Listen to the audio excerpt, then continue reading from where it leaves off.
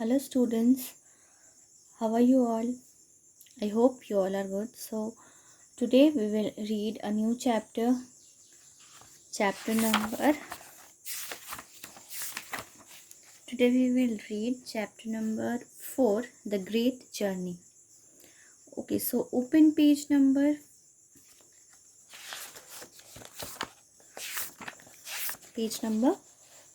47. So today we will read this chapter, The Great Journey. Okay, this chapter is about a little boy. Okay, so at first write here classwork and today's date. Okay, now let's start. Suraj waved to a passing train and kept waving until only the spiraling smoke remained. Underline this word spiraling as a hard word. He liked waving to trains. He wondered about the people in them and about where they were going and what it would be like there. Underline this wondered also. And when the train had passed, leaving behind only the hot, empty track, Suraj was lonely. Okay, so in this part, इस part में हम क्या जान रहे हैं कि story में एक लड़का है, उसका नाम क्या है? सूरज।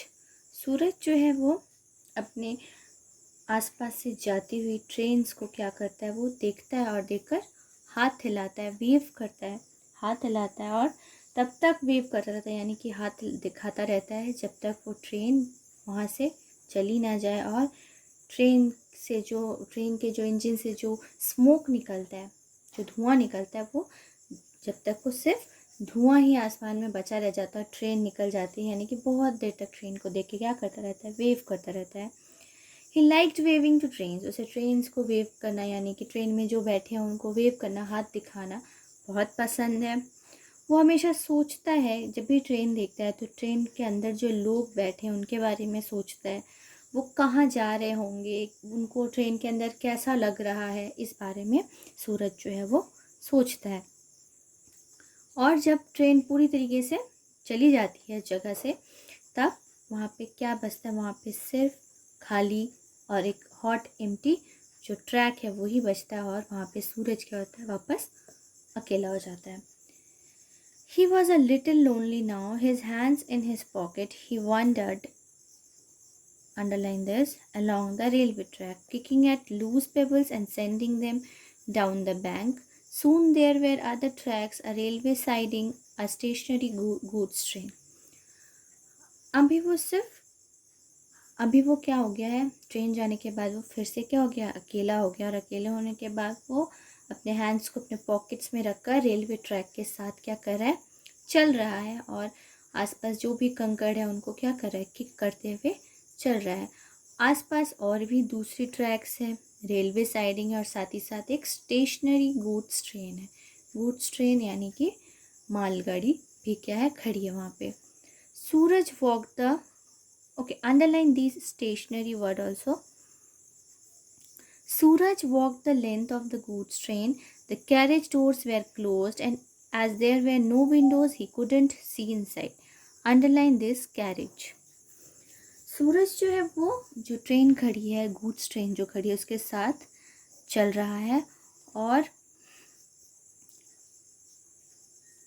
उस ट्रेन में जितनी भी डोर्स है, यानी कि उसके जितनी भी डोर्स है वो सब क्या है, कैरेज डोर्स जितनी भी है वो सब बंद है। कहीं पे भी कोई विंडो नहीं है जिससे वो सूरज अंदर देख सके कि अंदर क्या है। He looked around to see if he was observed and then satisfied that he was alone began trying the doors. उसके बाद वो अपने आसपास चारों तरफ एक बार ध्यान से देखता है कि कोई कहीं उसे देख तो नहीं रहा है कि ये क्या कर रहा है, और फिर देखने की बाद कि हाँ यहाँ कोई नहीं है, वो वापस क्या हो जाता है, सेटिस्फाई होकर वापस उन डोर्स को देखने लगता है। He was almost at the end of the train when a carriage door gave way to his thrust. Train के साथ साथ चलते हुए वो कैरेज डोर्स को देखता रहता है और लास्ट में एक डोर वो देख पाता है। It was dark inside the carriage. Suraj stood outside in the bright sunlight, peering into the darkness, trying to recognize bulky, shapeless objects.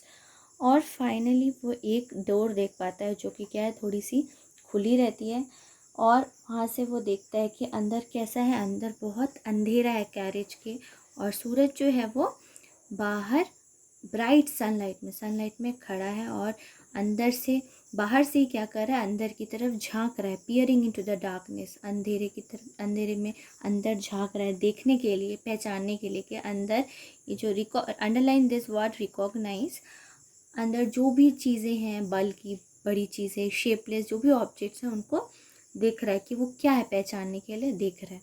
He stepped into the carriage and felt around, फिर वो अंदर carriage के जाता है और देखता है चारों ओर। The objects were crates, and through the cross section of woodwork he felt straw. He opened the door and the sun streamed into the compartment, driving out the musty darkness. और फिर वो देखता है कि अंदर झाँक कर देखता है कि अंदर क्या है, कुछ क्रेट्स यानी किस तरह के कुछ बॉक्सेस हैं, और उसके अंदर जो भी चीज़ें हैं वो उसे हल्की हल्की क्या होती है, उसके अंदर जो ये वुड वर्क है, इससे क्या है, उसे दिखता है कि अंदर क्या है, थोड़ी बहुत चीज़ें। और फिर वो डोर खोलता है। जैसे ही वो डोर खोलता है तो कंपार्टमेंट में वहाँ पे क्या होता है, जो अंधेरा था वो बाहर के सनलाइट से क्या होता है, पूरा अंधेरा मिट जाता है, और वहाँ पे भी अंदर भी क्या हो जाता है, लाइट हो जाता है। Suraj sat down on a packing case, his chin cupped in his hands. The school was closed for summer holidays, and he had been wandering about all day and still did not know what to do with himself. सूरज जो है ये सब देखने के बाद उनमें से एक बॉक्स के ऊपर जाकर बैठ जाता है, अपने हाथों को अपने गाल पे रखकर, अपने हाथों को गाल पर रखकर, जैसे कि यहाँ पे ये बैठा हुआ है, अपने हाथों को गाल पे रखकर बिल्कुल ऐसे बैठ जाता है, और हर चीज़, और वहाँ पे बैठ के क्या करने लगता है, कई चीज़ें सोचने लगता है। सूरज का स्कूल इस समय बंद है, और क्या चल रही है, उसकी समर हॉलीडेज़ चल रही होती हैं, और वो दिन भर उसने क्या किया, बैठकर वो सोचता रहता है, और उसके साथ वो आगे क्या करने वाला है इस बारे में भी वो सोचता रहता है।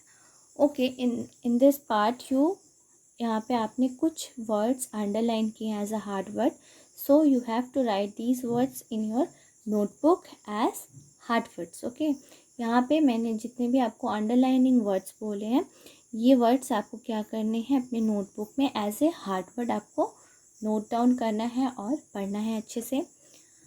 इन हार्ड वर्ड्स के अलावा कुछ जो एक्स्ट्रा वर्ड्स होंगे एज ए डिक्टेशन, वो हम जब एक्सरसाइज करेंगे तब हम वो वर्ड्स क्या करेंगे, कॉपी में नोट डाउन करेंगे। अभी ये जो वर्ड्स मैंने अंडरलाइन किए, ये आपको एज ए हार्ड वर्ड अपनी नोटबुक में नोट डाउन करना है। Thank you.